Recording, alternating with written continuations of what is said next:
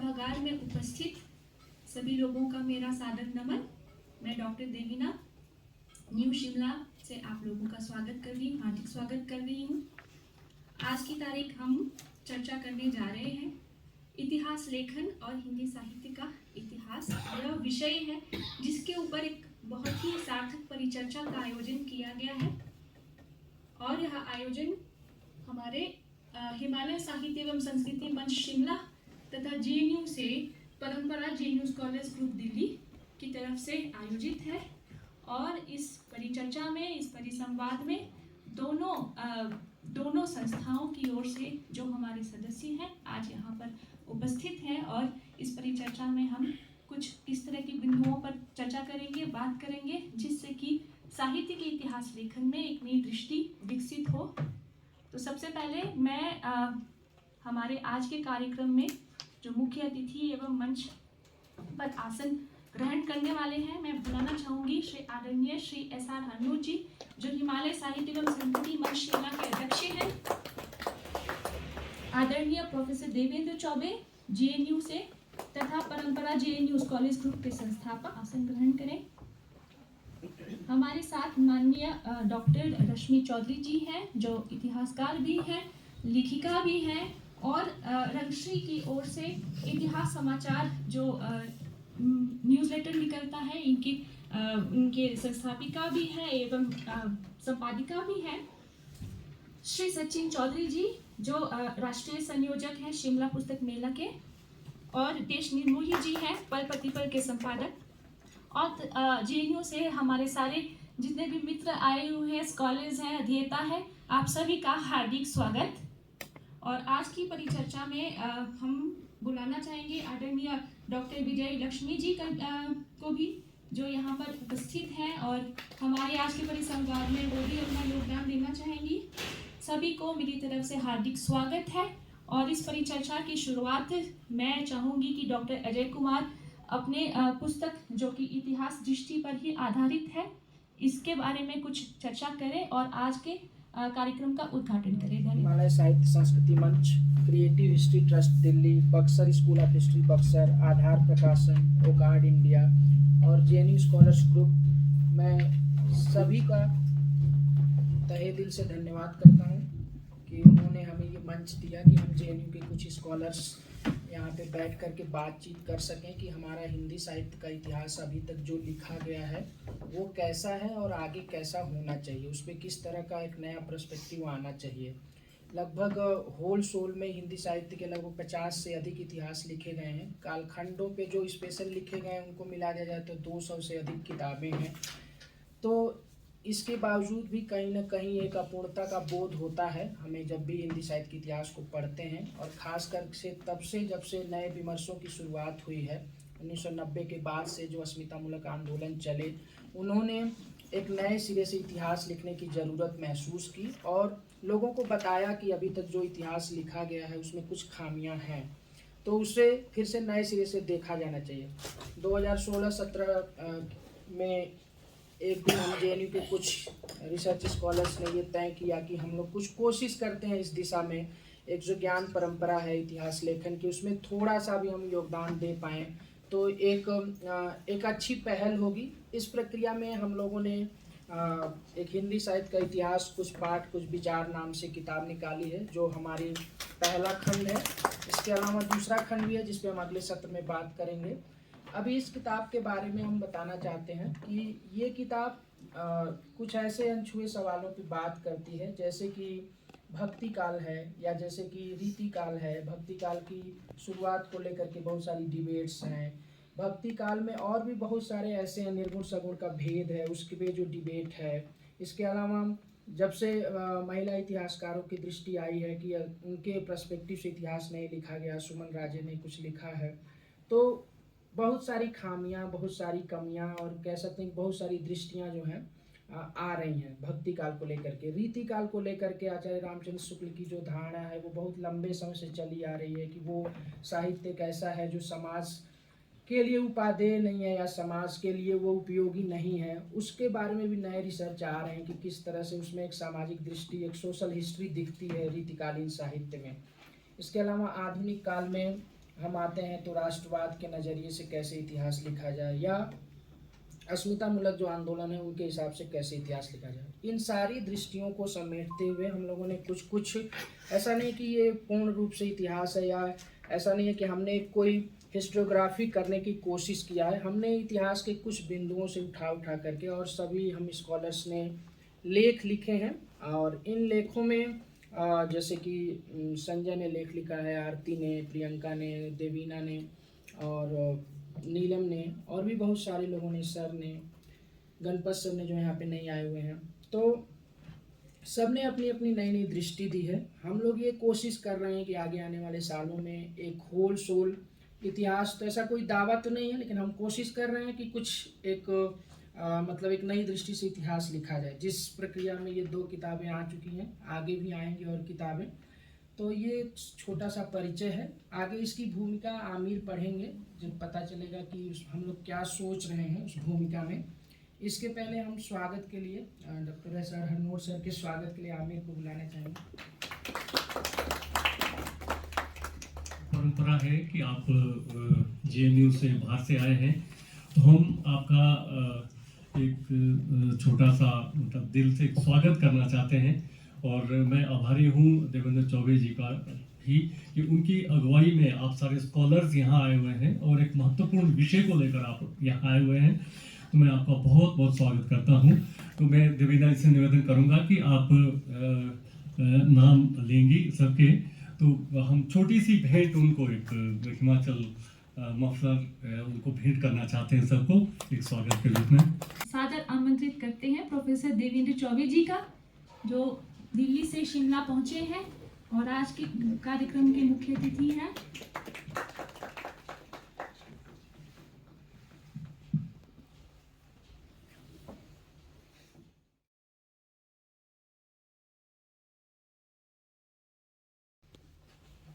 धन्यवाद आप सभी का। डॉक्टर अजय कुमार,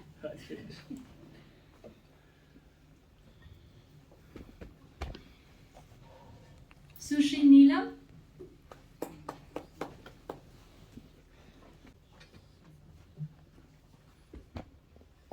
सुश्री आरती,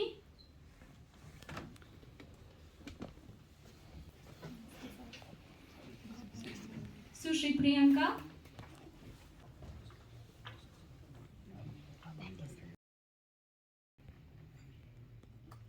हमारे 2 जेएनयू से 2 अध्येता और हैं, संजय जी एवं आमिर जी।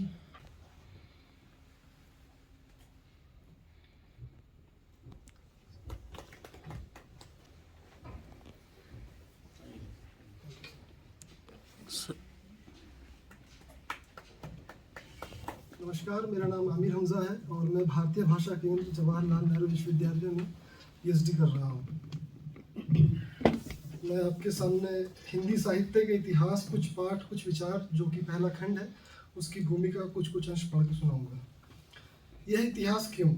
पिछले कुछ दशकों में साहित्य और विचारधारा की दुनिया में इतिहास की तरफ लोगों का झुकाव बढ़ा है। इसका एक बड़ा कारण 1990 के बाद आर्थिक उदारीकरण एवं भूमंडलीकरण की तरफ दुनिया का बढ़ता हुआ कदम भी हो सकता है। पर जिस बात ने सबका ध्यान सर्वाधिक आकर्षित किया था, वह था दूसरी तथा तीसरी दुनिया के देशों का वैश्विक परिदृश्य पर स्वाभिमान के साथ उभर कर आना। इस दौर में भारतीय संदर्भ में अस्मितावादी आंदोलन और लेखन में आए उभार ने पूरी दुनिया के लोगों का ध्यान भारत की तरफ खींचा, खासकर हिंदी साहित्य में हो रहे दलित लेखन की तरफ। साहित्य और विचारधारा की दुनिया के लिए एक बड़ी बात थी कि अस्मितावादी लेखन और विमर्श के बहाने दुनिया भर के लेखकों का ध्यान हिंदी के उन लेखकों की तरफ आकर्षित हुआ जिनके शब्दों को कभी देश की लोकतांत्रिक परंपराओं में स्थान ही नहीं मिला था, जो ज्ञान की परंपराओं से वंचित थे, चाहे वे दलित हों या स्त्री अथवा आदिवासी। कारण यह मात्र सत्ता और साहित्य में हिस्सेदारी का मामला नहीं था, इतिहास में अपनी उपस्थिति दर्ज कराने की एक सामूहिक प्रक्रिया भी थी, जिसने मानव सभ्यता के इतिहास को कई शताब्दियों से प्रभावित कर रखा था। पर पिछले कुछ वर्षों में जिस तरह के सवाल एवं संदर्भ अस्मितावादी लेखन एवं विमर्श के बहाने सामने आए हैं, वे अनेक तरह के प्रश्न भी खड़े करते हैं और विकल्प भी देते हैं कि दुनिया जिस तरह से चल रही थी, अब आने वाले दिनों में ठीक वैसे ही नहीं चलेगी। साहित्य की नई पीढ़ी नई तरह के सवालों को लेकर समकालीन समय के साथ मुठभेड़ करेगी, चाहे वे इतिहास से जुड़े सवाल हों या साहित्य के अन्य संदर्भों से जुड़े प्रसंग। इस दौरान यह सच भी उभर कर सामने आया कि औद्योगिक पूंजी के दौर में वर्गीय समाज के जो जनतांत्रिक आदर्श एवं सामाजिक प्रतिबद्धताएं तत्कालीन पीढ़ी के साथ आगे बढ़ी थी, उनके दिन एवं संघर्ष अब समाप्त हो चुके हैं। दुनिया को देखने और समझने का नजरिया बदल चुका है। नव और गैर उत्पादन इकाइयों से जुड़ी पूंजीवादी व्यवस्थाओं ने संस्थाओं को नियंत्रित करना शुरू कर दिया है, चाहे वे आर्थिक हों या राजनीतिक या सामाजिक अथवा सांस्कृतिक। शोषित, पीड़ित और उपेक्षित समाज को समझने वाले नए विचारों की प्राथमिकताएं बदल चुकी हैं तथा नई व्यवस्थाओं ने उनकी आधारभूमि को बदलना शुरू कर दिया है। गरीबी की जगह सांस्कृतिक अस्मिताओं ने ले ली है तथा मौलिक संरचनाओं की जगह व्यवहारवाद ने। अब केंद्रीय जोर सिर्फ बदलाव पर है, समझने पर नहीं। कार्ल मार्क्स ने कभी इस बात की तरफ संकेत किया था कि दार्शनिकों ने दुनिया की व्याख्या तरह तरह से की है, पर मुख्य सवाल उसको समझने एवं बदलने का है। अर्थात दुनिया को बदलने के लिए उसे समझने की ज़रूरत भी है, कारण दुनिया को जाने बिना उसे बदलने में लग जाना बुद्धिमानी नहीं है। हमें याद है 2006 में जब साहित्य का नया सौंदर्य शास्त्र का प्रकाशन हुआ था, तब ये सारे संदर्भ एक बड़े संदर्भ के रूप में हमारी पीढ़ी के सामने थे, पर विकल्प बचे थे। अब विकल्प सामने नहीं है, उनके होने का भ्रम जरूर है। तब सामाजिक मीडिया जैसी चीज़ें प्रचलन में नहीं थी। पत्र पत्रिकाएं, 7वें दशक के आंदोलनों से उभरे नेता, बुद्धिजीवी, उत्पीड़ित वंचित समाज, मजदूरों के आंदोलन आदि हमारे साथ थे। एक सीमा तक चीज़ें भी स्थायी थी, पर अब ऐसा कुछ रह नहीं गया है। चीज़ें पल प्रतिपल बदल रही हैं। कई बार लगता है उनके और हमारे होने का अर्थ क्या है। सिर्फ बदलने का सपना हमारे साथ है, ये चीज़ें वास्तव में बदलेंगी भी। यह बदलाव की जिन प्रतिक्रियाओं से हम गुजर रहे हैं, उनका होना निश्चित था। ये कुछ ऐसे प्रश्न हैं जिनसे हर दौर के इतिहास और उनके अध्येताओं को गुजरना पड़ता है। आज की पीढ़ी भी निर्मित हो रहे इतिहास के इस दौर से गुजर रही है। जिस इतिहास के अंत की घोषणाएं पिछली सदी में 90 के दशक में योशिहारो फ्रांसिस फुकुयामा जैसे समाज वैज्ञानिकों ने की थी, उसका एक अर्थ यह भी था कि अब पारंपरिक इतिहास लेखन राष्ट्र और समाज की गतिशीलता को समझने में असफल हो रहे हैं। अर्थात इतिहास लेखन की हेगलीय धारणा का अंत हो गया है कि इतिहास 3 भागों में बटा होता है, भूत, वर्तमान और भविष्य। इसलिए अब एक नए इतिहास की ज़रूरत है, बल्कि सिर्फ एक इतिहास की नहीं बल्कि अनेक इतिहासों की ज़रूरत है। हम ये दावा नहीं करते हैं कि हिंदी साहित्य का इतिहास कुछ पाठ कुछ विचार को उसी कड़ी के रूप में देखा जाए, पर यह हिंदी साहित्य के इतिहास के कुछ पाठ्य संदर्भों के बहाने आज साहित्य के इतिहास को युवा अध्येताओं की निगाहों से देखने की वकालत करता है। इसके प्रति हम सब आशावान जरूर हैं। इसी भूमिका का एक अंश आपके सामने पेश करता हूँ। दरअसल इतिहास पर चिंतन मनन इसलिए भी ज़रूरी है कि बिना इतिहास को समझे भविष्य को जानना और साहित्य एवं समाज विज्ञान की विधाओं की संरचनागत गतिशीलता को समझना असंभव है। इतिहास अतीत के बहाने वर्तमान से संवाद की एक अनवरत प्रक्रिया है, बल्कि यह वर्तमान से सिर्फ संवाद की अनवरत प्रक्रिया ही नहीं है, अपितु मानवीय सभ्यता को जानने तथा समझने का एक बड़ा जरिया भी है, ताकि हमारी नई पीढ़ी भविष्य के लिए तैयार हो सके। यह भी माना जाता है कि इतिहास अतीत की अर्थवत्ता का बोध कराने वाला प्रत्यय है और सामाजिक जीवन का दस्तावेजीकरण भी, अन्य अर्थ में जीवन की संवेदनात्मक एवं सामाजिक अभिव्यक्ति।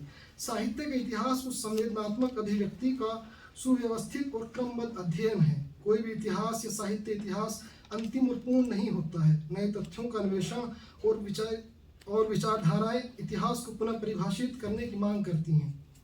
अनेक इतिहासों की परिकल्पना भी इन्हीं अर्थों में है, जहां सामाजिक समूहों के विकास की प्रक्रियाएं ऐतिहासिक परिस्थितियों में अपने होने का विस्तार करती हैं। समूहों और समुदायों के इतिहास लेखन की परिकल्पना विचारधारा की दुनिया की एक अनूठी पहल है। अगर वे अन्य सामाजिक समूहों एवं समुदायों के लिए वैकल्पिक ढांचा खड़ी करती हैं, कारण इस प्रकार की सामूहिक कोशिशों एवं प्रक्रियाओं से ही इतिहास और ऐतिहासिक मन का विस्तार होता है तथा इतिहास विधा अपने होने का अर्थ पाती है। कहना न होगा कि साहित्य के इतिहास पर विचार करना और उसका पुनर्लेखन एक चुनौती भरा कार्य है। इस कार्य को करने की अपनी अलग समस्याएं हैं। इस किताब के लिए लेखों के संकलन एवं संपादन की प्रक्रिया में कई तरह के संदर्भ चुनौती बनकर सामने आए। उदाहरण के लिए, नया इतिहास लेखन किस पद्धति और दृष्टिकोण से लिखा जाएगा, यह एक अहम सवाल की तरफ उभर कर आया। साहित्य के इतिहासकार के सामने इतिहास लिखते समय स्रोत के रूप में पाठों में अंतर्निहित सामाजिक स्रोतों एवं वास्तविक इतिहास के साथ साथ साहित्य में मौजूद तथ्य, रचना, रचनाकार, समाज का अतीत, वर्तमान, भविष्य और इतिहासकार का खुद की आंतरिक चुनौतियों और उन चुनौतियों पर लेखक का भारी दबाव एवं अपना एक दृष्टिकोण हावी होता है। जिन सबका सफल संयोजन करना भी एक दुसाध्य पूर्ण कार्य है। साहित्य के इतिहास केवल साहित्य के क्रमिक विकास का अध्ययन नहीं है, बल्कि वह जीवन एवं समाज का भी क्रमिक अध्ययन एवं विकास है। प्रसिद्ध इतिहासकार हजारी प्रसाद द्विवेदी, समाजशास्त्री रेमंड विलियम एवं आलोचक रेने वेलेक कुछ इन्हीं अर्थों में साहित्य और उसके इतिहास को सभ्यता के इतिहास कहते थे तथा पाठों में मौजूद सांस्कृतिक स्रोतों को इतिहास लेखन के वैकल्पिक स्रोत के रूप में देखते थे। यहाँ तक कि मुक्तिबोध के लेखन में भी साहित्य को सभ्यता की समीक्षा के रूप में देखने की वकालत मैनेजर पांडे जैसे प्रसिद्ध आलोचक करते रहे हैं। आज साहित्य का इतिहास लेखन एक उपेक्षित कार्य हो गया है। चंद्रभानु वेदालंकार के हिंदी साहित्य का सही इतिहास और सुमन राजे के हिंदी साहित्य का आधा इतिहास के प्रकाशन के बाद हिंदी में इधर कोई उल्लेखनीय इतिहास की नई किताब नहीं आई है। हाशिए का वृत्तांत, स्त्री, दलित और आदिवासी समाज का वैकल्पिक इतिहास, दलित साहित्य का समाजशास्त्र, आधुनिक भारत के इतिहास लेखन के कुछ साहित्यिक स्रोत आदि कुछ उल्लेखनीय पुस्तकें जरूर हैं, पर ये इतिहास नहीं, इतिहास को समझने वाली किताबें हैं। इन्हें वैकल्पिक सामाजिक इतिहास के रूप में इसलिए देखा जा सकता है कि यह इतिहास पर बात करने, टकराने एवं उनके सामाजिक समूहों के इतिहास पर गंभीरता से विचार करने का प्रयास है, जिनसे इतिहास बनता है। पर यह आश्चर्यजनक है कि समकालीन आलोचना के किसी भी बड़े आलोचक ने साहित्य इतिहास लेखन का कार्य नहीं किया। इसलिए हम आज भी उन पुराने पाठों और व्याख्याओं को पढ़ने और समझने के लिए विवश हैं, जिन्हें पिछली सदी में लिखा गया था, या यदि बाद में भी लिखा गया होता तो उन पर पारंपरिक इतिहास लेखन में गहरा प्रभाव रहा है। बोर्दिये फ्रेडरिक जेम्सन ने लिखा है कि नए युग की विशेषता है कि हमारे कानों में इतिहास की आवाज़ आनी बंद हो गई है। फ्रांसीसी विचारक पियरे बोर्दिये की बात माने तो इतिहास अपनी कक्षा से छिटककर कहीं दूर चला गया है। यद्यपि इस बीच कुछ छिटपुट प्रयास हुए हैं, लेकिन उससे इतिहास के प्रति एक नया दृष्टिकोण मिलता है। यह पूरी तरह से नहीं कहा जा सकता।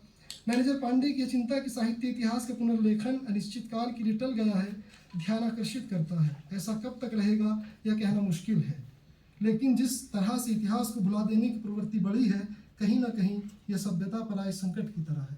धन्यवाद। मैं डॉक्टर सुशील कुमार, जिन्होंने किसान आंदोलन पर काम किया है। उनके पीछे नीतीश हैं, वे हमारे जेएनयू में पॉलिटिकल साइंस में रिसर्च PhD कर रहे हैं।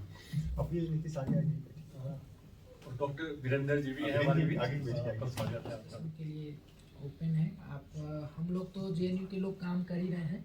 हम चाह रहे हैं कि यहाँ जो शिमला के लोग हैं वो क्या सोचते हैं इतिहास के बारे में और कैसा इतिहास लेखन वो चाहते हैं, इसके बारे में थोड़ा हम लोग को इनपुट दें, जिससे कि हम आगे कुछ अच्छा कर सकें। जैसा कि अजय जी ने और आमिर हमजा ने भी आपके सामने रखा कि ये आज का मामला नहीं है। ये करीब 2005 से हम लोग इस चीज़ों पर लगातार सोचते रहे हैं और धीरे धीरे 2015 में जा करके कुछ जो स्कॉलर्स इतिहास को लेकर के काम कर रहे थे, एक हमारा समूह बना, जिसके बारे में आपने देखा ही है।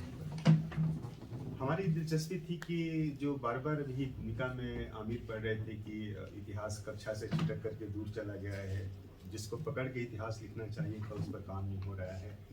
या प्रोफेसर मैनेजर पांडे कहते हैं कि लगता है कि पिछले 20-30 साल में इतिहास लेखन स्थगित ही हो गया है, मतलब कुछ काम हो ही नहीं रहा है। आप सब जानते हैं कि जिसकी चर्चा सुमन राजे के इतिहास की होती है, उसकी चर्चा बहुत हुई हिंदी में, लेकिन हिंदी के एकेडमिक जगत ने उसको बहुत गंभीरता से लिया हो, ऐसी मतलब मेरे पास कोई मतलब जानकारी नहीं है। पढ़ा सबने उस किताब को, लेकिन उसको हिंदी साहित्य के इतिहास की किताब की तरफ पढ़ा जाए, जैसे कि आप आचार्य रामचंद्र शुक्ल को पढ़ते हैं या आचार्य हजारी प्रसाद द्विवेदी को पढ़ते हैं या रामस्वरूप चतुर्वेदी को या विश्वनाथ त्रिपाठी को, या आखिरी में 1996-97 में बच्चन सिंह की किताब आती है हिंदी साहित्य का दूसरा इतिहास। कहा जाता है कि इतिहास से स्थिर नहीं होता है, हर क्षण इतिहास बदल रहा है। अभी आधे घंटे के बाद कुछ और इतिहास होगा, फिर कुछ और होगा। उसको डॉक्यूमेंटेशन की प्रक्रिया पुराने समय में जब दस्तावेजीकरण होता था तो करीब 50 साल लगते थे उसको समझने में, और 50 साल के बाद हम लोग उसको लिखने का काम करते थे।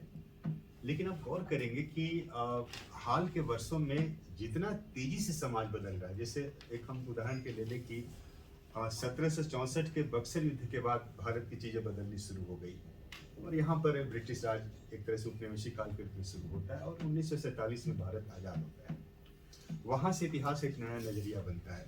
लेकिन इसी बीच 1967 में जो बहुत सारी घटनाएं घटती है, जो सामाजिक आंदोलन होते हैं, जिसका गहरा असर हिंदी साहित्य पर दिखाई पड़ता है। हरनौत जैसे लेखक जो हैं उसी दौर की उपज है, मतलब बहुत सारे लेखक यहाँ पंजाब के जगदीश चंद्र थे, या फिर मतलब हरनौट जी हुए, या ऐसे अनेक लेखक ज्ञानरंजन हुए, ये सब 70 के बाद आते हैं। और ये 5-6 साल बड़ा टकराव, सामाजिक संघर्ष का रहा है, सामाजिक संवाद का रहा है, बदलाव का रहा है। उसके बाद के जो इतिहास है, रामस्वरूप चतुर्वेदी का इतिहास 1986 में आता है, या बच्चन सिंह का, उसमें इस चीज़ को पकड़ने की कोशिश नहीं दिखाई पड़ती है। यहाँ तक कि 1968 में देवीना बैठी हुई यहाँ पर, मॉरिशस आज़ाद होता है, और अप्रवासी लेखेंगे बड़े पैमाने पर पूरी दुनिया में उसको डायस्पोरा राइटिंग के रूप में देखा जाता है। हमारे हिंदी साहित्य के इतिहास में डायस्पोरा राइटिंग बिल्कुल अनुपस्थित है, उसमें कहीं दिखाई ही नहीं पड़ता उस लेखन में, चाहे रामस्वरूप चतुर्वेदी का इतिहास हो, चाहे बच्चन सिंह का इतिहास हो। जबकि मॉरिशस में, सुरीनाम में, फिजी में, त्रिनिडाद में बड़ी संख्या में लेखक जो हैं हिंदी में लिखना पढ़ना कर रहे हैं। और मॉरिशस में तो बड़े बड़े उपन्यासकार हैं, कवि हैं, कहानीकार हैं। ये सारा आप ढूंढेंगे, मतलब बच्चन सिंह की किताब ले लेंगे तो आपको हो सकता नहीं दिखाई पड़े। तो हम लोग को बार बार लगा कि, और उसके बाद 90 में जो मंडल कमीशंस के बाद जो आंदोलन होते हैं, बाबरी मस्जिद जैसी घटनाएं घटती है, ये सारी चीजें मिला करके उस उथल पुथल की तरफ संकेत करती है कि इतिहास जो ऐसे चल रहा था, कहीं ना कहीं ऐसे डगमगा रहा है, और उसमें एक परिवर्तन हो रहा है। उसका आकलन करना एकेडमिशियन का काम होता है, जो हम हिंदी के अध्यापक बैठे हैं, या हिंदी के विचारक होते हैं, आलोचक होते हैं। लेखक अपनी कहानियों के जरिए, कविताओं के जरिए, उपन्यासों के जरिए उसका कहीं कि मतलब क्रिएटिव तरीके से उसको डॉक्यूमेंटेशन करता है, सृजनात्मक रूप से करता है। लेकिन उसके मूल्यांकन की जो प्रक्रिया होती है, उस पर बातचीत करने की जो प्रक्रिया है, वो काम एकेडमिशियंस का होता है। और संभवतः यही कुछ सवाल हमारे सामने थे, जिसको लेकर के हम लोगों ने बातचीत की शुरुआत की। हमने देखा कि लेखकों ने यह काम बहुत ईमानदारी से किया है। जो भी बड़ी बड़ी घटनाएं घटी है, 67 के बाद का 1947 की घटना हो, अम्बेडकर मतलब हिंदू धर्म छोड़ करके बौद्ध धर्म में चले जाते हैं, और साहित्य में बहुत व्यवस्थित तरीके से लिखा गया है, हिंदी साहित्य में, मराठी साहित्य में। लेकिन इतिहास में, इतिहास के सवाल के रूप में चीजें नहीं दिखाई पड़ती है। 1950 से 60 के बीच का आप हिंदी साहित्य इतिहास को देखेंगे तो नई कहानी, नई कविता जैसी चीजें दिखाई देती है, बट अम्बेडकर वाला हिस्सा बिल्कुल नहीं दिखाई पड़ता है। तो मुझे बार बार हम लोग को लगा कि 90 के बाद जो भारी परिवर्तन होता है, भारतीय समाज में भी होता है, भारतीय राष्ट्र में भी होता है, दलित का सवाल, स्त्री का सवाल, आदिवासी का सवाल, ट्रांसजेंडर का सवाल, यहाँ तक कि किसान आंदोलन जो प्रेमचंद के जमाने होते थे, 70 के बाद किसान आंदोलन वैसे नहीं होते हैं। उधर का आंदोलन पर गांधी का प्रभाव है, इधर का आंदोलन पर किसान काफी हिंसक किसान है, वो आंदोलन करते हैं, मार खाते हैं। ये सब सारी चीजें डॉक्यूमेंटेड है कहानी कविता में। लेकिन जगदीश चंद्र ही पंजाब के रहने वाले थे, उनका पढ़ेंगे आप धरती धन अपना, तो ये सारी चीजें दिखाई देती है वहाँ पर। लेकिन इतिहास में ये सवाल पर बहुत धीरे से इतिहास बगल से निकल जाता है।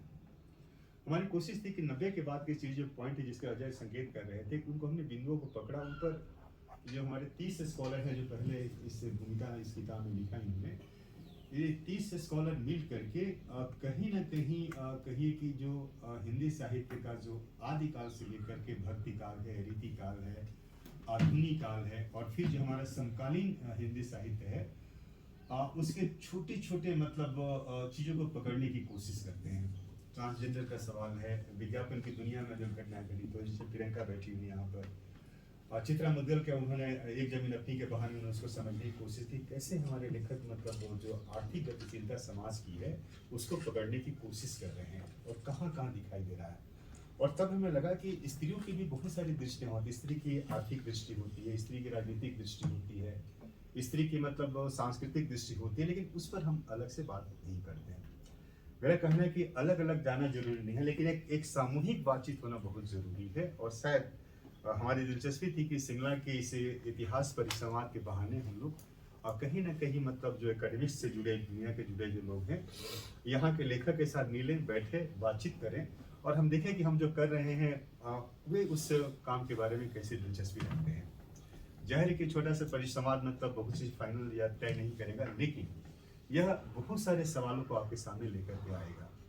और हमें खुशी हो रही है कि हमारे बीच हिमाचल प्रदेश के एक बड़े लेखक एस.आर. हरनौट हमारे साथ बैठे हुए हैं।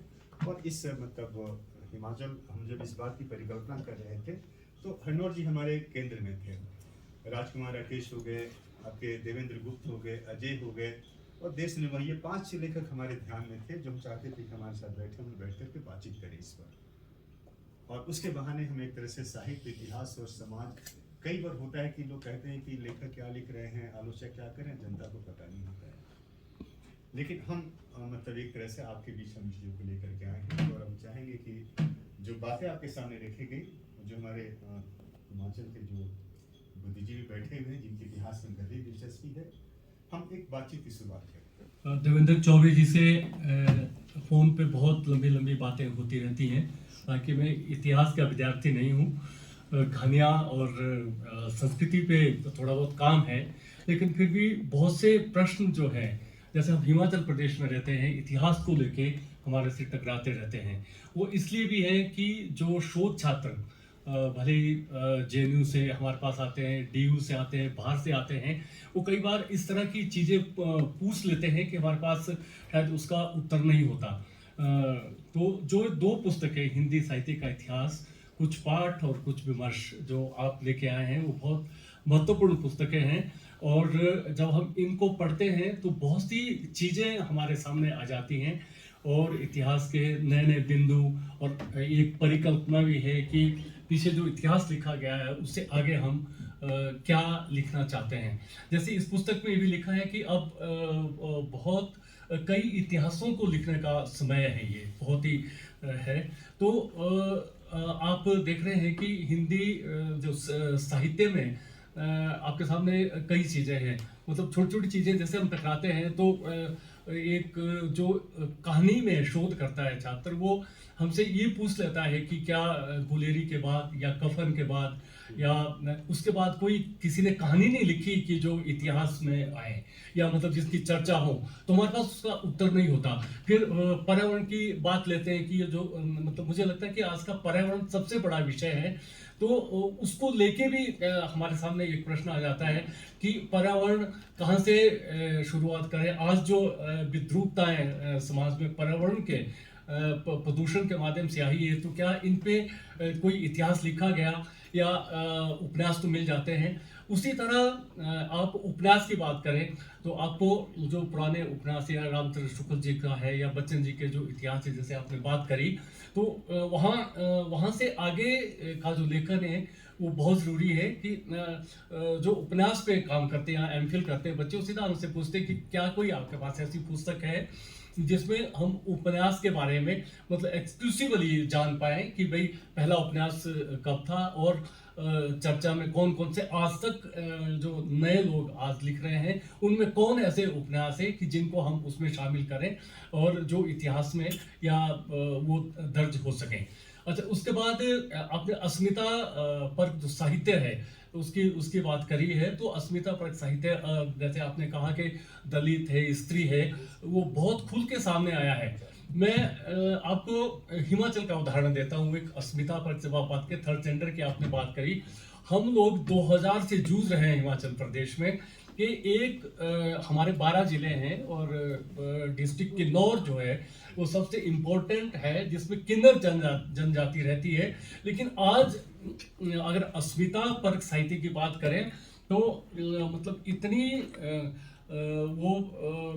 इतना हमें उन किन्नौर के लोगों को इतनी परेशानी हो रही है कि उन्होंने किन्नर लिखना छोड़ दिया। आप जानते हैं कि जो किन्नर जनजाति है वो पौराणिक जनजाति है और आप उसको कैसे भी कहीं भी थर्ड जेंडर से नहीं जोड़ सकते। लेकिन आज क्या हुआ है कि 3-4 सालों में कुछ बच्चे जो थर्ड जेंडर पे काम कर रहे हैं वो अब जैसे आपके पास जाएंगे, किसी के पास जाएंगे तो वो कहते हैं कि हरनोटी से मिलो, उन्होंने किन्नर कहानी भी लिखी है और इस तरह से वो किन्नर पे ज़्यादा बताएंगे। लेकिन वो जो लोग, वो जो बच्चे हैं वो किन्नर और किन्नर में भेद नहीं कर पा रहे हैं, क्योंकि आप देख रहे हैं कि पहले आप कोई भी डिक्शनरी उठाओ, कोई भी ग्रंथ उठा लो, आप कालिदास को देख लो, आपने वेद पुराण देख लो जिसमें किन्नर की परिभाषा, या राहुल साकृत्यायन को देख लो आप, जिसमें किन्नर की परिभाषा की अलग तरह से, वो थर्ड जेंडर नहीं है वो। लेकिन अब क्या हुआ है कि जिन बच्चों को विषय मिल रहा है, और मुझे बहुत दुख होता है कि जो उनके गाइड है उनको भी पता नहीं है। मतलब अभी मैं नाम नहीं लेना चाहता, हमारे हिमाचल में भी जो कुछ असिस्टेंट प्रोफेसर है उनके अंडर कुछ बच्चों ने किन्नर साहित्य पे, जो बाहर से एक दो बच्चे आए थे, उन्होंने काम करना शुरू किया। तो जब वो मेरे पास आए तो उनका दृष्टिकोण ही बदल गया कि हमने बिल्कुल गलत ले लिया है। कि हमें ये बताया गया था कि हिमाचल प्रदेश का जो किन्नौर जिला है उसमें वो थर्ड जेंडर रहते हैं उसमें। मतलब कितनी विद्रूपताएं हैं। और अभी एक उदाहरण मैं देता हूं, क्योंकि मैंने 2000 में इशू इसीलिए उठाया था कि आप कैसे थर्ड जेंडर, जो मतलब एक मान्यता प्राप्त जनजाति है, उसको आप थर्ड जेंडर में कैसे उनको ले सकते हैं, क्योंकि मीडिया का दिया हुआ सारा है, हमने विरोध भी किया था। तो मतलब आप देख रहे हैं कि अभी कोई 2 साल पहले की बात है कि इसका एक बहुत बड़ा उदाहरण सामने आया। हमारे एक जज रिटायर हैं जो किन्नौर के इतिहास पे काम कर रहे हैं और उनकी कई किताबें आ गई है। उन्होंने क्या किया कि अपनी बॉडी दान की उन्होंने आईजीएमसी में, और उसमें लिखा कि मैं किन्नौर का पहला किन्नर जनजाति से व्यक्ति हूँ कि जिसने अपनी बॉडी दान की है। तो मीडिया कैसे लिखता है उसको? मीडिया लिखता है कि किन्नौर जिला के एक हिजड़ा समुदाय के व्यक्ति ने अपनी बॉडी दान करी है। और जब वो खबर छपी तो वो आदमी रोता हुआ मेरे पास आया, बुजुर्ग आदमी है, कि हनूर जी ये क्या हो गया है। मतलब आप देख रहे हैं अब क्या हो गया है। अब गूगल, अब व्हाट्सएप यूनिवर्सिटी और गूगल का आपको पता ही है कि जो वो लिख रहे हैं वो सत्य है। अब गूगल में जाओगे तो पहले गूगल में अगर किन्नर शब्द आप लिखते थे तो उसके अर्थ कई मायनों में, मतलब जो पौराणिक अर्थ थे उसके जो पौराणिक संदर्भ आते थे, लेकिन आज अब गूगल पे सीधा आता है कि थर्ड जेंडर। तो मेरे कहने का यही मतलब है कि जो ये इतिहास पे बहुत बड़ा काम आप लोग कर रहे हैं, लेकिन एक हिंदी साहित्य का या इस तरह का जो पहले इतिहास लिखे गए हैं उसमें बढ़ोतरी तो आप करेंगे ही, लेकिन सबसे ज़रूरी ये चीज़ें हैं उसमें कि जो हमारे छोटे छोटे ज़िले जैसे हिमाचल प्रदेश में हैं तो बहुत कुछ छूटा हुआ है। क्योंकि वो जो चीज़ें इतिहास की है वो अभी भी यहाँ के जो पौराणिक मंदिर है, यहाँ की जो पौराणिक नदियाँ हैं, या यहाँ की जो पौराणिक लोक गाथाएँ हैं, और यहाँ के जो स्वतंत्रता सेनानी है, क्योंकि स्वतंत्रता में हिमाचल प्रदेश का बहुत बड़ा योगदान रहा है। और आपने चौबे जी ने मुझसे एक आलेख भी मांगा था, धामी गोली कांड, जब प्रजातंत्र आंदोलन हुआ था तो उसमें, हाँ, तो वो मतलब वो लेख भी आपके पास है। तो हालांकि वो इतना रिसर्च पर लेख नहीं है, क्योंकि अब थोड़ी थोड़ी समझ आती है इतिहास के भी, लेकिन फिर भी हमें ये लगता है कि जो हीरो है हमारे इतिहास के, या जिन लोगों ने बहुत बड़े काम किए हैं, वो हाशिए से बाहर है, वो हाशिए से बाहर है।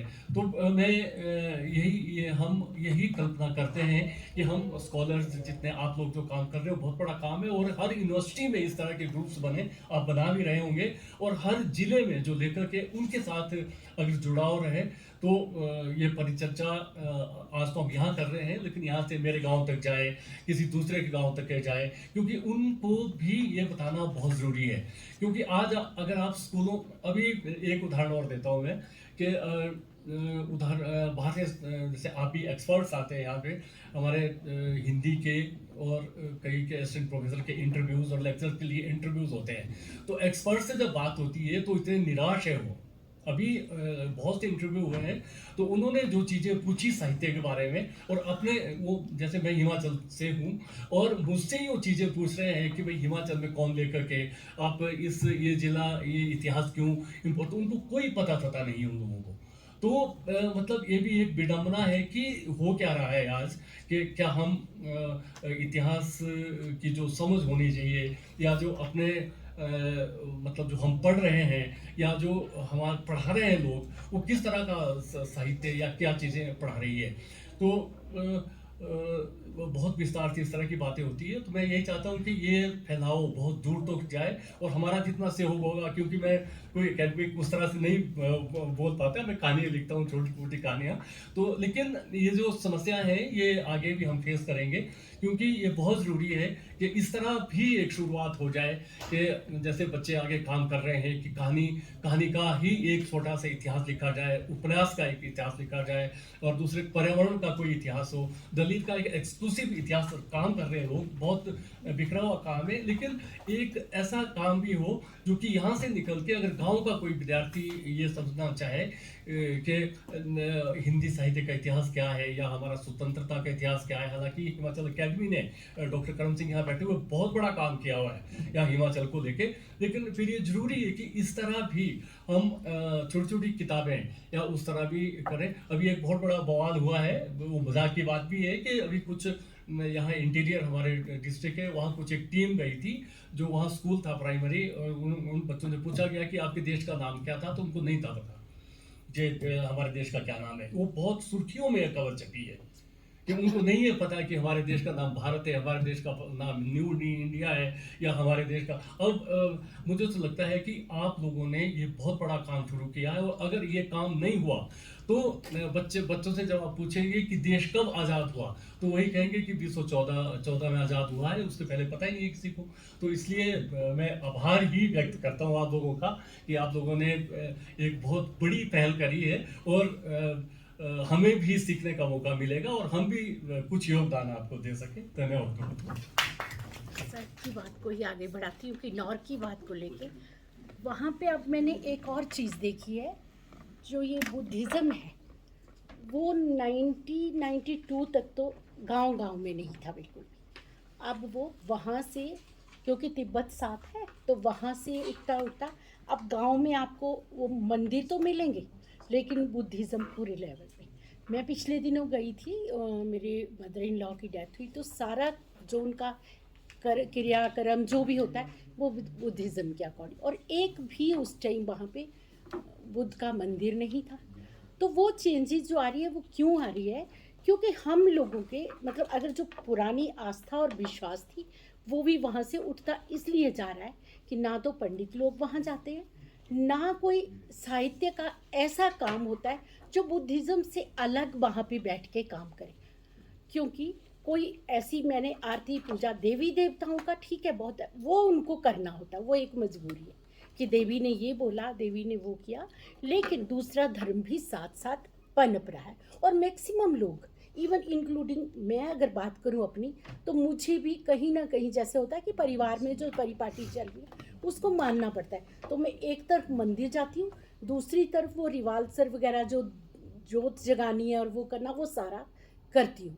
तो ये चीज़ें हमारे इतिहास में लाने की बहुत ज़रूरत है। और साथ में एक बात और कहना चाहूँगी कि इतिहास में सब कुछ आप कर रहे हो बहुत काम, लेकिन सिलेबस में भी आना चाहिए। कॉलेज में सबसे बड़ी मुश्किल होती है कि आज भी हम डॉक्टर नगेंद्र को पढ़ा रहे हैं, आज भी वही 4 कालों में हम बैठे हुए हैं, प्रतिवाद तक चले आते हैं, प्रयोगवाद तक, और वही वीरगाथा काल को पकड़े हुए। लेकिन इतनी चेंजिंग जो आ रही है, कहानी में मिल जाएगी, उपन्यास में मिल जाएगी, कविताओं में मिल जाएगी, लेकिन साहित्य में सिलेबस में अभी तक ऐसा मुझे तो नहीं नजर आया। तो साहित्य में भी जो नया कुछ लिख रहे हो, आप इतना काम कर रहे हो, तो थोड़ा सिलेबस में भी चेंज होना ज़रूरी है। कुछ एक टॉपिक उनके, क्योंकि मैक्सिमम हमारा यूथ जो है वो स्कूलों में पढ़ता है, कॉलेजेस में पढ़ता है, तो वो जानेगा तो आगे तो बढ़ता ही जाएगा हमारा इतिहास। क्योंकि हम कुछ एक वर्क जानेगा, कुछ किताबें लेंगे, लेकिन जब स्टूडेंट आएगा साथ, कॉलेज वाले आएंगे, स्कूल वाले आएंगे, तो इतिहास तो अपने आप में ही आगे जाएगा। अब मैं दूसरी बात करती हूँ नारी की, स्त्री विमर्श की। तो नारी, मैं मानती हूँ, सब कहते हैं कि स्वतंत्र है, आपने लिखा भी बहुत कुछ होगा, लेकिन नहीं, कहीं ना कहीं आज भी हम अपनी कुंठाओं में और अपनी एक मर्यादा में कहीं ना कहीं अभी भी हैं। आप अपने घरों में भी देखती होंगे वो चीज़ें, अभी भी हम वो एक छोड़ नहीं पाए क्योंकि हमारे, लेकिन उतना स्वतंत्र होना भी तो नारी को ज़रूरी नहीं है ना। कुछ एक मर्यादा को तो नारी ना ही लांगे तो अच्छा है, क्योंकि उनके साथ, एक नारी के साथ पूरा घर, पूरा समाज जुड़ा होता है। आने वाली जो आगे की पीढ़ी है वो उस नारी के बलबूते पे ही चलेगी। जो नारी घर में करेगी, जो सिखाएगी, बच्चे आगे उसी में ही बढ़ते जाएंगे। तो स्वतंत्र होना हमारे लिए ज़रूरी है, लेकिन कहीं पे उस लेवल पे स्वतंत्रता नहीं चाहिए कि आप अपने कुछ चीज़ों को इग्नोर करके आगे बढ़ो।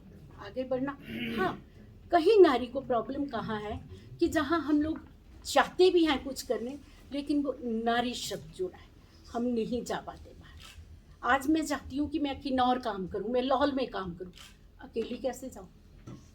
तो वो वहाँ भी हमें थोड़ी प्रॉब्लम आती है। लेकिन ऐसा नहीं है, नारी पे काम भी हो रहा है, नारी खुद भी बहुत अच्छा काम करें, लेकिन कहीं भी थोड़ा सा आप पुरुष समाज का सहयोग हमें नहीं रहता। ये मैं बिल्कुल डंके की चोट पे बोल रही हूँ, क्योंकि हम आगे बढ़ना भी चाहती हैं, सब नारियों की बात नहीं। हम लोगों को तो पूरी फ्रीडम है, लेकिन कुछ को नहीं।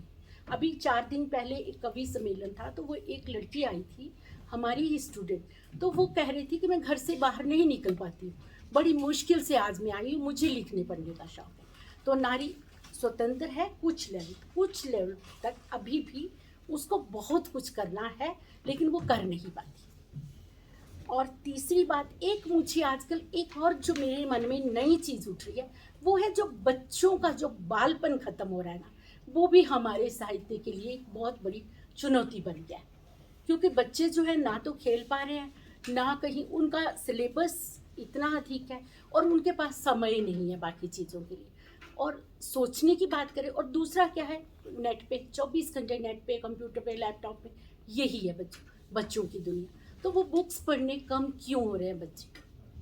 इतिहास एक शोध के नज़रिए से तो मेरा विषय नहीं रहा है सर, लेकिन एक सामान्य पाठक के नज़रिए से जब हम इसको देखते हैं तो हमारी नज़र में आज भी, जैसा कि आपने अपने वक्तव्य में भी कहा, कि वही रामचंद्र शुक्ल, हजारी प्रसाद द्विवेदी या रामस्वरूप चतुर्वेदी इत्यादि ये गिने चुने कुछ नाम आते हैं। उनसे आगे उल्लेखनीय ऐसा वर्तमान समय में कोई नाम नहीं आता है जिन्होंने आज के दौर में इतिहास लिखा हो। और इतिहास निश्चित तौर पे पल पल बदल रहा है और साहित्य को देखने का नज़रिया भी बदल रहा है। तो आज एक नए इतिहास की आवश्यकता है निश्चित तौर पर, और ये बेहद महनीय कार्य आप कर रहे हैं, इसके लिए आप सभी साधुवाद के पात्र हैं। मेरा सिर्फ इतना अपना एक ऑब्जर्वेशन है, जैसा हरनोट सर ने भी उस ओर संकेत किया है, कि साहित्य इतिहास अभी तक जो हम हिंदी का पढ़ते हैं वो एक सीमित दायरों में चल रहा है। उसके कुछ सीमित लेखक ही स्थापित माने जा रहे हैं और उन्हीं के इर्द गिर्द एक हिंदी साहित्य का इतिहास बनाया गया है, बुना गया है, गढ़ा गया है।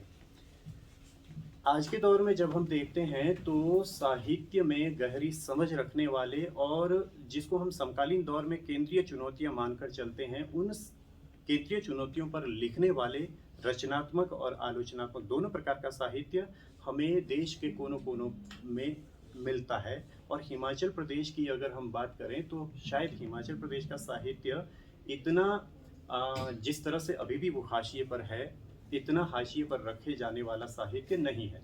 हिमाचल प्रदेश के अंदर हालांकि हरनोट सर जैसे साहित्यकार हैं जिन्हें राष्ट्रीय फलक पर एक महत्वपूर्ण पहचान मिली है और आज वो किसी परिचय के मोहताज नहीं है, लेकिन यह जो लिस्ट है ये लंबी है और इस लिस्ट तक हमें पहुंचना अभी बाकी है। कहानी, कविता, उपन्यास और तमाम अन्य विधाओं में ऐसे राज्यों में खूब गंभीरता से लोग लिख रहे हैं और उन लोगों को अभी इतिहास में स्थान देने का समय है, उन्हें अभी स्थान मिला नहीं है। और ऐसे कोनों कगोरों तक पहुंच करके जब हम इतिहास को लिखेंगे, पढ़ेंगे, तो हमारी निश्चित तौर पे इतिहास के प्रति एक दृष्टि में भी बदलाव आएगा और समाज को बेहतर ढंग से हम साहित्य के नज़रिए से पहचान पाएंगे। तो फिलहाल मैं यही कहना चाहूँगा। धन्यवाद। धन्यवाद सर। इसमें बस एक बात मैं जोड़ना चाहता हूँ सर। मैंने भक्तिकाल पे पीएचडी किया है, लेकिन उस दौरान भी पीएचडी के दौरान भी मेरा दिमाग इस बात पे नहीं गया।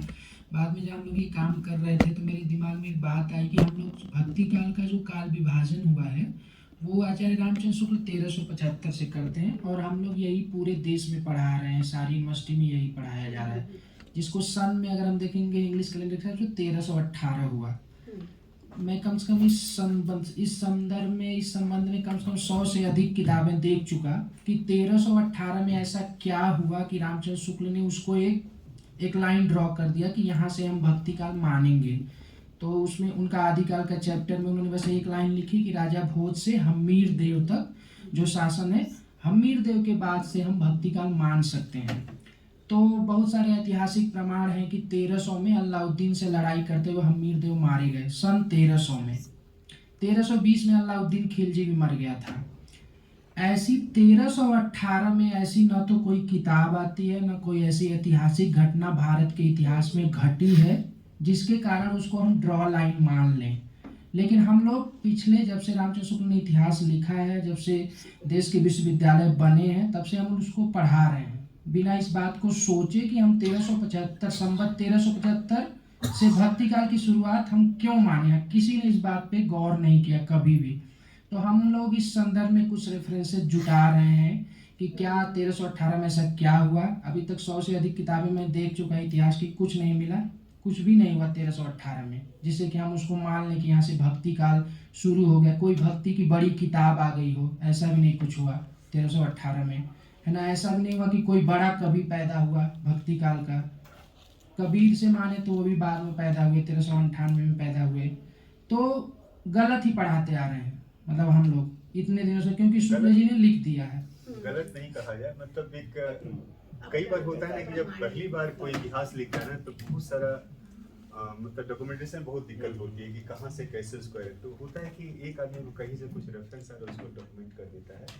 हाँ, मैं दूसरी बात जो अभी अजय कह रहे थे उसको जोड़ना चाहूँगा कि बाद के इतिहासकारों के साथ जो मुश्किल हुई ना कि उसको उन्होंने उसी तरह से मतलब आगे बढ़ाना शुरू कर दिया।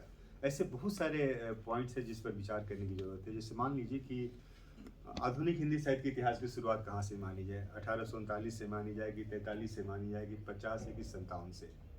शुक्ल जी ने मतलब गारसद तासी या कुछ ऐसा रेफरेंस करके डाल दिया। अब उसी पर आज भी मतलब एक मत हम लोग नहीं है कि 1857 माने, लेकिन अब कमोबेश 1857 को हम लोग महत्व दे रहे हैं कि हाँ वह होना चाहिए। ऐसे बहुत सारी चीज़ें हैं मतलब। हाँ, लेकिन मैं कहूँगा कि हमारे जो पुराने इतिहासकार है प्रारंभिक, उन्होंने बहुत मेहनत किया है, चाहे गारसद तासी का हो या फिर गिरसन का हो या फिर मिश्र बंधु का हो या रामचंद्र शुक्ल का हो, यहाँ तक ये हमारे सारे के सारे प्रारंभिक हिंदी साहित्य के इतिहास से पहली बार मतलब ये लोग एक डाटा इकट्ठा करते हैं और उसको इतिहास की शक्ल देते हैं। तो ये काम बहुत मतलब मैं कह रहा हूँ कि हमारी असहमतियाँ हो सकती है, इसको हम असहमतियाँ कह सकते हैं, लेकिन वो बहुत महत्वपूर्ण चीज़ें मतलब हैं। तो ये हमारे जहन में है, हम किसी को खारिज नहीं करेंगे। हम लोग का बिल्कुल ये है कि असहमत होंगे फिर अपनी बात आगे लेकर के जाएंगे। जैसे रश्मि जी बैठी मध्यकाल की हैं, इन्होंने इतिहास पर काम किया है। अब इनसे जब मेरी बातचीत होती है, ये जो आप लोग इतिहास समाचार देख रहे हैं, एक मतलब ये जो स्कॉलर ग्रुप है क्रिएटिव हिस्ट्री से भी जुड़ा हुआ है, सब मिल के हम लोग काम करते हैं। ये जब भी बात आपकी हो रही थी, ये हम लोग गाँव ही में ये कार्यक्रम हर साल गाँव में कार्यक्रम करते हैं। एक पूरी टीम हमारी जाती है जो गांव में जाकर के मतलब इतिहास पर, गांव के इतिहास पर काम करती है। और गांव के इतिहास का मतलब क्या है कि वहाँ जो ओरल जो ट्रेडिशंस हैं, जो फोकलोर हैं, उनके आधार पर भी साहित्य इतिहास लेखन की हम बातचीत मतलब करें कि वो हमारे लिए साहित्य के प्राइमरी सोर्स हैं या नहीं सोर्स हैं। आमतौर से इतिहासकार उसको प्राइमरी सोर्स नहीं मानते हैं, उसी आर्काइवल डाटा पर इतिहास लिखने की बात करते हैं। हमारी पहल है कि मतलब एक हम बीच का रास्ता नहीं होता, लेकिन एक नया रास्ता होता है जिस पर हम दोनों चीज़ को मिला, आर्काइवल सोर्स भी हमारे पास हो और फिर प्राइमरी जो ओरल सोर्सेज है मतलब जो साहित्य का हिस्सा, वो भी हमारा हिस्सा बने। तो बहुत सारे लोग यहाँ बैठे हैं, मैं चाहूँगा कि आपकी राय हो। नमस्कार। सबसे पहले तो मैं गेयटी सभागार में उपस्थित हूँ आप सभी के साथ। इसका जो ऐतिहासिक खुशी हो रही है, क्योंकि आप लोग सभी जानते हैं, शिमला निवासी तो ज़रूर जानते हैं कि 1887 में बना। हेनरी साहब जो हेनरी इरविन थे, विक्टोरियन गॉथिक शैली में बनाए हैं। ये बड़ा गर्व की बात। और यहाँ बहुत महत्वपूर्ण सम्मेलन हुए हैं या बैठकें हुई हैं, जिसको भी डॉक्यूमेंटेड करने की ज़रूरत है कि कितनी बैठकें हुई, किन किन मसलों को लेकर हुई, क्योंकि इतिहास के लोग हमेशा डॉक्यूमेंटेशन पर बहुत ध्यान देते हैं। बहरहाल और सबसे महत्वपूर्ण बात कि शिमला के इस साहित्य एवं सांस्कृतिक मंच, परंपरा, जेएनयू स्कॉलर्स ग्रुप और creative history group, Ojas centre for and leadership guard India, सभी को बहुत बहुत धन्यवाद देती हूँ कि ऐसे कार्यक्रम करा रहे हैं और शिमला के लोगों को जोड़ रहे हैं।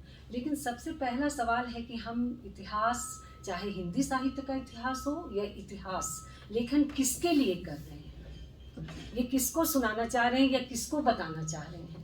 अगर हम 5, 10, 15, 20, 50 बुद्धिजीवी एक रूम में बैठ करके इतिहास पर बहस कर रहे हैं, लेकिन आम जनता इससे नहीं जुड़ रही है, तो फिर क्या है इतिहास?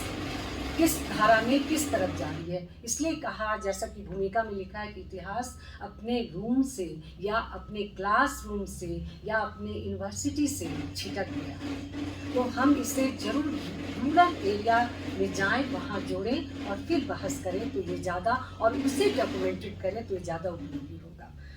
क्योंकि हिंदी साहित्य इतिहास लेखन को लेकर है, मैं इतिहास में अध्ययन कर रही हूँ और अध्येता हूँ, या एक कहिए तो छात्र हूँ। कभी भी ये कमी खत्म नहीं होती है और जिज्ञासा बढ़ती रहती है। तो ये इतिहासकारों की दृष्टि पर निर्भर करता है कि हम किस दृष्टि से इतिहास को देख रहे हैं। जैसा कि हिंदी साहित्य लेखन में बताया आप लोगों ने कि 4 गाथा 4 कालों में विभाजन है, आदिकाल, वीरगाथा काल और रीतिकाल और आधुनिक काल। और मतलब अब हिंदी साहित्य के साथ रहते रहते बहुत सारी जानकारी होगी, वो सब मैं नहीं कहूँगी क्योंकि किताब में है। लेकिन हम लोग अपने इतिहास में 4 दृष्टिकोण को लाते हैं। सबसे पहले जो हम लोग इसको स्कूल कहते हैं, कि हेगेलिय धारणा को खत्म होने के बाद कैम्ब्रिज स्कूल उसको कहेंगे जो अंग्रेज शासक लिख रहे थे, लिखा रहे थे, माने अंग्रेजी दृष्टिकोण से हमारा इतिहास सामने आ रहा था और वो इंग्लिश में लिखा जा रहा था, जिससे आम जनता या आम कहें या जो हिंदी पट्टी के लोग हैं वो उतना समझ नहीं पा रहे थे। उसके बाद फिर राष्ट्रवादी जब देश आज़ादी के दौर से आंदोलन से गुजर रहा था तो गांधी नेहरू को दृष्टिकोण में रखते हुए इतिहास लिखा जाने लगा और उस समय बढ़ चढ़ के बखान किया जाता था। तो उस एक तरह से आप कहिए कि राष्ट्रीय आंदोलन एक मुद्दा था, लेकिन व्यक्ति विशेष को जो इतिहासकार थे एक को पकड़ते थे और इतिहास लिखते थे, वो इतिहास की धारा चली। तीसरी मार्क्सवादी दृष्टिकोण जो आप लोग जानते हैं काफ़ी दिनों तक चलता रहा और इसमें आर्थिक आधार या वर्ग संघर्ष मजदूरों को ध्यान में रख के लिखा गया कि सबको एक बराबर दृष्टिकोण से मजदूरों को सामने लाया और उस पर इतिहास लिखा गया। और उसके बाद चौथा जो बहुत महत्वपूर्ण हुआ, इतिहास के क्षेत्र में हलचल पैदा कर दी, ये 1960 से ही ये चल रहा था और ऑक्सफोर्ड या कैम्ब्रिज में बैठे रंजीत गुहा का नाम आप लोगों ने सुना होगा। उन्होंने इस धारा से जुड़े, क्योंकि वो कहते हैं कि मैं उम्र में एक ग्रुप को लीड कर रहे थे, जैसे अभी एक ग्रुप काम कर रहा है उसी तरह उन्होंने सब देशों से जोड़ा और खासकर भारत के लोगों को ज़्यादा उन्होंने जोड़ा।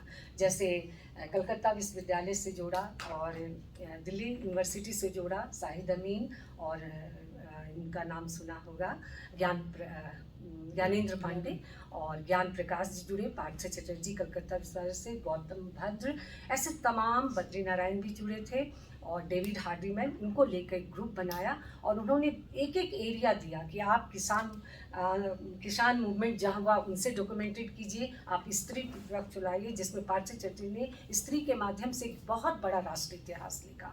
इसी तरह डेविड हार्डमैन आदिवासियों के क्षेत्र में जाकर लिखते हैं। ऐसे तमाम लोग हैं और ये सबल्टन धारा आज देखते देखते 1883 के बाद से उन्होंने 11 वॉल्यूम सीरीज़ लाया और ये सीरीज़ काफ़ी तहलका मचा देने वाले थे, जो मार्क्सवादियों को अटपटा सा लग रहा था या पचा नहीं पा रहे थे, लेकिन एक अच्छा दृष्टिकोण था। खासकर मौखिक स्रोतों में जैसे लोक जीवन से सामाजिक भावना को लेकर लोक गाथा, जन काव्य, मुहावरे, किंवदंतियाँ और डायरी, डॉक्टर के जो छोटे छोटे नोट्स होते थे उनको जोड़कर उन्होंने डॉक्यूमेंटेड किया और उनको आधार बनाया। और हाल के दिनों में अब ये सबल्टन को भी लोग बर्दाश्त नहीं कर पा रहे, लेकिन जो चीज़ इतिहास में डॉक्यूमेंटेड हो गया, आप उससे जैसा अभी कह रहे थे उसको हम असहमति जता सकते हैं, एक संवाद ला सकते हैं, उसमें जोड़ सकते हैं, लेकिन आप उसको खारिज नहीं कर सकते हैं। तो ये धारा है। और अब एक हिंदूवादी दृष्टिकोण से जो कहे वो इतिहास लिखा, वो कितना सफल होगा और क्या उसमें लाया जाएगा, ये देखने वाली बात है। आपको पता होगा कि नए नए जैसे NCERT में, ऐसे तमाम ICHR में, तमाम जगह इनको बदलने की कोशिश की जा रही है। तो ये हमारे इतिहास की धाराएं हैं, इस पर इसी पैटर्न पर हम काम कर रहे हैं। अब चूँकि मध्यकाल पर बात हो रही है, ये जो वॉल्यूम जो किताबें आई हैं आप लोगों ने इनको 4 सीरीज़ में डाला है, तो चूँकि ये परिसंवाद है, इसमें कोई भाषण नहीं, बस हम उसको संवाद के द्वारा जोड़ने की कोशिश करेंगे कि हम जैसे साहित्य में आप लोग, साहित्य भी जो होता है मूलतः वो भी इतिहास पर ही आधारित होता है, बिना इतिहास का साहित्य होता ही नहीं है। बस आप उसमें कल्पना बुनते हैं। हम इतिहास में कल्पना नहीं बुनते हैं, हम उसको संकलन करते हैं, फिर उसका व्यवस्था करते हैं, माने सजाते हैं, फिर उसका विश्लेषण करते हैं और फिर हम उसको कैसे इस्तेमाल करेंगे प्राइमरी सोर्स के रूप में उसका मूल्यांकन करते हैं। तो ये 4 आधार हम इतिहास में अपनाते हैं। इतिहास में सबसे बड़ी बात है कि हम अभिलेखागार या आर्काइवल सोर्सेज को सबसे महत्वपूर्ण अब तक माना गया है, अब तक क्या आगे भी माना जाएगा, लेकिन उसके साथ हम फिर मौखिक स्रोतों को उसमें अभी जोड़ रहे हैं। और ये मौखिक स्रोत एक परे आप रखिए, क्या आप बता सकते हैं कि जो इतिहास डॉक्यूमेंटेड है, अभिलेखागारीय इतिहास है, वो किसके द्वारा लिखे गए हैं? जब गुलाम थे तो अंग्रेजों ने डाटा कलेक्शन कराया, आज़ादी हुई तो सरकार के रिकॉर्ड, संस्थाओं के रिकॉर्ड होते थे, तो क्या 100% सही है? इस पर एक सवाल जो इतिहास लेखन के क्षेत्र में काम कर रहे हैं वे सवाल उठाते हैं। फिर हम आगे आते हैं कि हम कैसे इतिहास को, चूँकि कल्पना माना गया है और इतिहास भी उसमें साथ साथ होता है, लेकिन वहाँ पर जनता के मन को पढ़ते हैं, उसके अनुभव को भी हम देखते हैं और फिर उनकी स्मृति को आधार बना करके हम एक कहानीकार, यहाँ एक उपन्यासकार बैठे हैं, वो बताएंगे कि वो सब चीज़ उसमें लिखते हैं, तो उसमें इतिहास है। और वो इतिहास कितने वर्षों का है, क्योंकि मैंने कहा कि स्मृति का इतिहास होता है, तो एक व्यक्ति की स्मृति में 100 वर्ष जरूर होती है। आप मान लीजिए मैं हूँ तो मेरे पिता मुझसे अगर 30 साल बड़े हैं तो 30 साल का इतिहास मेरे पिता मेरी दादा की कहानी सुनाई, और 30 साल और परदादा, तो 90 ईयर्स तो सामने है आपके, तो वो कैसे आप झुठला सकते हैं? तो उसको आप जरूर जोड़ते हैं। तो ये एक स्मृति का इतिहास है जो इतिहास लेखन में महत्वपूर्ण दृष्टिकोण या महत्वपूर्ण सोर्सेस के रूप में आपको जोड़ना पड़ेगा। अब मध्यकालीन इतिहास में हम कैसे स्रोतों को जोड़ रहे थे? आज आप लोग को पता होगा कि मध्यकाल को एक सिरे से खारिज किया जा रहा है और एक नए ढंग से इतिहास लिखा जा रहा है। हम किसी भी चीज़ को जो डॉक्यूमेंटेड जिस पर किताब आ गई है उसको हम बिल्कुल दरकिनार नहीं कर सकते। हाँ, हम उसमें नई चीज़ों को जोड़ सकते हैं, नए अन्वेषण करके उसमें विश्लेषण करके संवाद कर सकते हैं, ला सकते हैं। उस जमाने में जब सल्तनत साहित्य लिखा जा रहा था तो उस समय आप देखिए चंचनामा अरबी भाषा में, तहक़ीक़ात-ए-हिंद अलबर्नी जी ने लिखा, उन्होंने लिखा, ताजुल मासिर हसन निज़ामी जी ने, अमीर खुसरो जो मध्यकालीन भारत के इतने बड़े विद्वान थे, उनको जब मध्यकाल का इतिहास लिखा जा रहा था तो उनकी सारी चीज़ों को डॉक्यूमेंटेड किया। तो अब आप कैसे मध्यकाल को आप हटा पाएंगे? तो इन जियाउद्दीन बर्नी जी का नाम आता है, बाबरनामा फारसी में है। आप जब भी मध्यकाल इतिहास को लिखेंगे तो बाबरनामा को कैसे खारिज कर सकते हैं? पहले वो मूल प्रति उनकी फारसी में थी, लेकिन अब वो अंग्रेजी और हिंदी में भी उपलब्ध है, तो उसको अकबरनामा है। तो इस प्रकार आधार बनाकर, दृष्टिकोण के आधार पर लिखा गया। मध्यकालीन इतिहास के प्रमुख स्रोत में है इतिहास की संरचनाएं, जैसे शासकों की जीवनियाँ लिखी जाती थी, आत्मकथाएं लिखी जाती थी, प्रशासनिक फरमान जो आदेश पत्र होता था वो राजा के नाम से या बादशाह के नाम से होता था, तो वो भी डॉक्यूमेंटेड होकर के हमारे आर्काइवल सोर्सेज में है, तो उसको भी हम खारिज नहीं कर सकते हैं। और साहित्यिक कृतियाँ हैं, उस समय मुस्लिम स्त्रियों ने बहुत अच्छी उपन्यास और डॉक्यूमेंटेड के साथ लिखा है, जिसमें जहाँ आरा, बेगम गुलबदन और ऐसी तमाम लोगों ने साहित्यिक रचनाएं की हैं। विदेशी यात्रियों के विवरण, अलबर्नी और रेनसांग आदि सब आए, उनकी यात्रा विवरण को भी हम जोड़ सकते हैं। मध्यकाल के पुरातात्विक स्रोत में हम किला, स्मारक, महल, मकबरा, जिसको शेरशाह हुमायूं का मकबरा, आगरा का किला, ताजमहल, लाल किला आदि को मुख्य स्रोत के रूप में जोड़ करके इतिहास लेखन करते हैं, जिसको प्राथमिक और माध्यमिक से दोनों के माध्यमों से हम इतिहास लिखते हैं। उस समय के समकालीन रिकॉर्ड जो ऐतिहासिक ग्रंथ में होते हैं, लेकिन मध्यकाल की सबसे बड़ी परेशानी यह है कि उस समय जितना इतिहास लेखन हुआ वो व्यक्ति को आधार बनाकर लिखा गया। माने एक राजा को, मान लीजिए अकबर का शासनकाल है, तो अकबर को मेन लीड करके पूरे ध्यान में लिखा गया। तो इसी को लेकर के अभी बहस हो रही है कि हम इतिहास में और लोगों को क्यों नहीं उस तरह शामिल किए जैसे अकबर को शामिल किए। तो ये मेरा यहाँ ये कहना है कि वो भी एक इतिहास है, लेकिन उसके साथ साथ जो जन सामान्य थे, उनके साथ जो विभाग बटा था, उनको भी आप आगे ला करके एक बड़ा इतिहास आप सब लोगों के सामने ला सकते हैं। तो अंत में मैं यही कहना चाहूँगी, एक इतिहास है जिसमें भाषा का भी है, घटना का भी है, समय का भी है। इन तीनों को ही मिला करके हम एक इतिहास या इतिहास की लेखन में सहयोग ले सकते हैं। तो आगे इस पर और भी चर्चा होगी।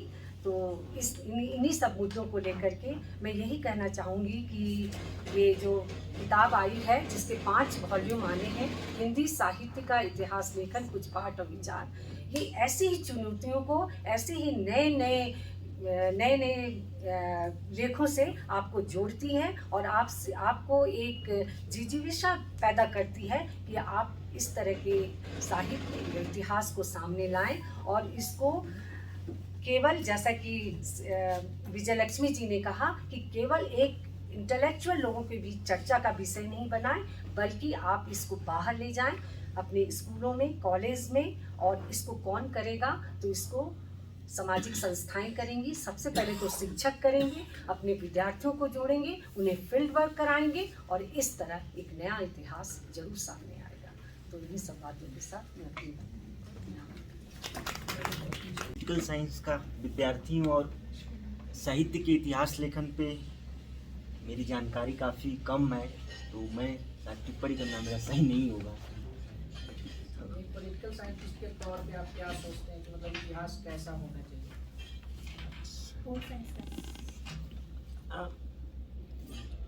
जो बातें बीच में आ रही थी उसी पे मैं कुछ कहना चाहूँगा। जैसे जो अस्मिता विमर्श की बातें आ रही थी, मैंने जितना हिंदी साहित्य के उपन्यास और कहानियों को पढ़ा, कुछ उन विमर्शों को तो कहानियाँ और उपन्यास शायद समाज विज्ञान से भी ज़्यादा बेहतर ढंग से ला रही है। अगर उन चीज़ों को इतिहास लेखन में भी वो आए और किस तरीके से जो सामाजिक आर्थिक परिवर्तन हो रहे हैं, उन परिवर्तनों को कैसे दस्तावेजीकरण इतिहास लेखन में हो, वो एक सवाल तो बनता है। लेकिन जितना मैंने कहानियाँ और उपन्यास पढ़े हिंदी साहित्य के, शायद समाज विज्ञान से ज़्यादा अच्छे तरीके से जो अस्मिता के विमर्श हैं, उनको ज़्यादा अच्छे तरीके से हिंदी साहित्य ने दर्ज किया बहुत सारे कहानियों और उपन्यासों में। इस बात को मैं कह सकता हूँ। इतिहास का अंत हो रहा है, हिस्ट्री डेड हो रही है। इधर की पॉलिटिकल साइंटिस्ट भी कह रहे हैं कि पॉलिटिकल साइंस का कुछ नहीं रह गया कि हम क्या बातचीत करें। हम जिस पॉलिटिकल मतलब डेमोग्राफी को लेकर के बातचीत करते थे कि तो पॉलिटिक्स रोज बदल रही है, हम कैसे उसको प्रियोरिटाइज करें। तो इधर एक चीज़ जो डेवलप हुई है, खास करके पॉलिटिकल साइंटिस्ट के बीच में या हिस्टोरियंस के बीच में, कि मतलब अगर पॉलिटिकल साइंटिस्ट मतलब समाज वैज्ञानिक अगर साहित्य की तरफ नहीं आएंगे तो लोग कहते हैं कि उनका अंत बहुत जल्दी निश्चित है। मतलब आपकी हिस्ट्री डेड हो जाएगी, पॉलिटिकल साइंस डेड हो जाएगा। आपको बचाने का जरिया ये साहित्य ही मतलब बनेगा आने वाले दिनों में। और इसीलिए बहुत सारे मतलब ये काम मतलब लोगों ने 60 के दशक में समझ लिया था। सबल्टन हिस्टोरियन का एक बड़ा हिस्सा जो है लिटरेरी सोर्सेस का इस्तेमाल करता है। मतलब ज्ञानेंद्र पांडे के तो पूरे लेखन में इतने मतलब ओरल सोर्सेस हैं कि आप कल्पना नहीं कर सकते हैं साहित्य में। यहाँ तक कि आपके टीचर जो मणिनाथ ठाकुर हैं, वो भी कहते हैं कि अगर साहित्य को हम टूल्स नहीं बनाएंगे तो हमारा पॉलिटिकल साइंस डेड हो जाएगा। जैसे उदाहरण के लिए हमारा हिंदी साहित्य में रेणु का मैला अंचल है। कहा जाता है कि मैला अंचल एक पॉलिटिकल साइंस की बहुत बड़ी किताब है। उसे हर पॉलिटिकल साइंस की चीज़ें है, उसमें समाजवादी पार्टी भी है, कांग्रेस पार्टी है, उस ज़माने में जो अभी की जो बीजेपी है, उस ज़माने में जो पारंपरिक पार्टी वह भी है, कम्युनिस्ट पार्टी भी है। हर के आइडियोलॉजी है, हर के एक्टिविस्ट हैं और वो पूरे समाज को कैसे चला रहे हैं खुद भी मतलब। हाँ ये राइट, ये लेखक का मतलब काम होता है कि वो दिखाता है कि हाँ इनमें सबसे बेहतर समाजवादी है और लोग धीरे धीरे टेक्स्ट हैं। उसमें जितने पात्र हैं कम्युनिस्ट पार्टी के कालीचरण या इधर के बावनदास सब मारे जाते हैं। बचता है सिर्फ प्रशांत बचता है समाजवादी पार्टी का। कहने का मेरा मतलब है कि आप लोगों जो सोशल साइंस है, जो रश्मि जी भी चर्चा कर रही थी, कि हम लोग का मानना है कि आप लोग सब लोग बैठे हुए इस पर आप लोग सहमति समझते कि अगर समाज वैज्ञानिक अगर साहित्य को एक टूल्स के रूप में उपयोग नहीं करेंगे तो आने वाले समय में ये जो विधाएं हैं बहुत जल्दी मतलब पढ़ना छोड़ेंगे लोग उसको। अभी हाल के दिनों में शायद आप लोगों ने देखा होगा, प्रोफेसर हितेन पटेल ने राजनीतिक आंदोलनों को आधार बना करके आधुनिक भारत का ऐतिहासिक ग्रंथालय पुस्तक लाए हाँ, उस पूरी किताब तो में पूरी किताब में आप देखेंगे कि 3 उपन्यासों को उन्होंने लिया है, यशपाल का और गुरुदत्त का और अमृता नागर का। और एक हाँ ये बात है कि अमृत नागर का आप पीढ़ियाँ, बूंद समुद्र और गदर के फूल, अगर आप ये तीनों पुस्तक को पढ़ देते हैं और उसमें जो डॉक्यूमेंटेशन है, इतिहास में भी वैसा डॉक्यूमेंटेड नहीं है।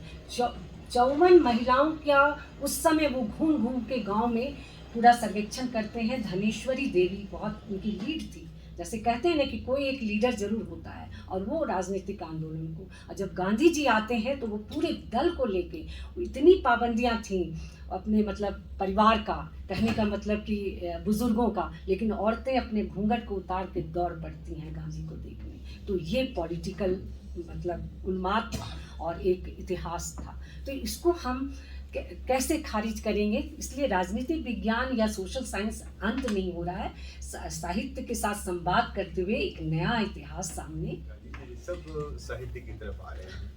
हितेन पटेल तो यही इंडियन एडवांस स्टडी में उन्होंने फेलो थे 2 साल तक, और जिस किताब की उन्होंने चर्चा की वो पूरी की पूरी किताब आधुनिक भारत का ऐतिहासिक यथार्थ सारा का सारा साहित्यिक स्रोतों पर आधारित है। अमृता नागर, यशपाल, गुरुदत्त और भगवती चंद वर्मा, भगवती चंद, ये 4 के आधार पर पूरा वो आधुनिक भारत के मतलब यथार्थ, चाहे पॉलिटिकल यथार्थ हो या हिस्टोरिकल हो, सोशल हो, उस पर काम करते हैं। तो मुझे जो बार बार लगता है, आपके आने की मुझे सूचना नहीं थी कि आप दिल्ली से आएंगे इस परिसंवाद में, लेकिन अच्छा लग रहा है कि मतलब एक पॉलिटिकल साइंस के स्कॉलर भी हमारे साथ है, हिस्ट्री के तो हैं ही। तो देखिए, ये हमारा परिसंवाद का मतलब था कि हम कुछ मुद्दे, कई बार होता है कि हम जब जाते हैं पब्लिक डोमेन में तो बहुत सारी चीज़ें हमने देखी है, आपको लगता है ये चीज़ें उसका हिस्सा होना चाहिए। जैसे सचिन जी यहाँ बिल्कुल कॉमन आदमी है, इनको हो सकता है साहित्य से बहुत लगाव हो, लेकिन ये साहित्यकार है जरूरी नहीं है ये। मुझे अच्छा लगा इनकी कोई टिप्पणी हम सुनेंगे, कॉमन आदमी की इतिहास से साहित्य जो बातचीत हो रही है, कैसे ये सारी प्रक्रियाओं को देख रहे हैं सचिन? मैं कोई साहित्यकार नहीं, लेकिन हाँ साहित्य को अध्ययन करने वाला जरूर रहा, और अपने विद्यार्थी जीवन से ही, बचपन से ही कहानियाँ, उपन्यास इस टाइप का पढ़ते रहा। तो ये जो आप लोग पर चर्चा कर रहे हैं, खास करके साहित्य में अगर इतिहास का कूट होता है, भले वो उसमें तिथि का वर्णन ना हो, इतिहास में तिथियों का वर्णन होता है, डेटेड होते हैं, डॉक्यूमेंटेशन जैसा आप लोग कहते हैं वो होता है, लेकिन जो कथानक बनता है वो कथानक इतिहास का अगर कूट होता है उसमें, तो वो ऐतिहासिक अपने आप, साहित्य अपने आप इतिहास की तरफ बढ़ जाता है। फिर अभी सर ने जैसे बात की कि ये पॉलिटिकल साइंस या सामाजिक विज्ञान से संबंधित, तो सामाजिक विज्ञान से संबंधित तो ये है कि जो समाज की अंदर में जो चल रही विचारधाराएं होती हैं, चाहे वो किसी भी काल की कहानियाँ हो रही हो, तो उनका जो वो विचारधारा आगे आती है कहानियों में, तो कहीं ना कहीं वो इतिहास और समाज विज्ञान सब चीज़ों को जोड़ता हुआ एक साहित्य बनता है। और साहित्यकार जो होते हैं वो कहीं ना कहीं जो समाज में चल रही घटनाएं होती हैं वो तो इतिहास ही होगी, घटनाएं तो इतिहास बनती हैं, और जो समाज में चल रही विचारधारा होती है वही तो सामाजिक विज्ञान है। तो वही चीज़ें जब इतिहासकार, साहित्यकार लिखते हैं तो वही चीज़ें आती हैं सामने में। तो मुझे लगता है कि ये इतिहास, सामाजिक विज्ञान और साहित्यकार, ये सब एक दूसरे से काफ़ी हद तक यानी कि जुड़े हुए हैं और एक सब आपस में संबद्ध। जी, सही बात।